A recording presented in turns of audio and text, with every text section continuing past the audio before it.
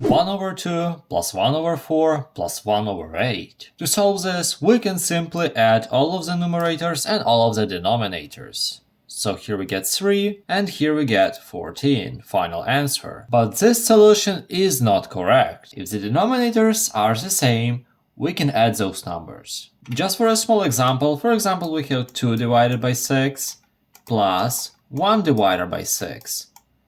And now not only 2 is divided by 6, but also 1. So we can just simply add them. 2 and 1 are both divided by 6. So this is how this works. Let's erase all of that. So we need to get the same denominator in 3 of the fractions. How do we find a denominator that we can use? One method suggests that we just need to multiply all of the denominators, and yes, this works. But this will lead to a really big number, and unless you're good with big numbers, don't do it. There is a separate method to do this, but if really, you can just use your logical thinking. This number must be divisible by 8, by 4, and by 2. So let's think.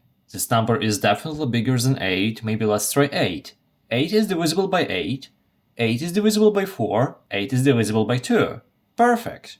We've found a denominator of 8. Wait, if you like the explanation so far, please consider subscribing. Thank you! Now we just need to convert all of the fractions to the fractions with the denominator of 8. For example, we have 2 in the denominator and it became 8, so it got multiplied by 4. So if the denominator is multiplied by 4, the same must be done with the numerator. 1 times 4 is 4.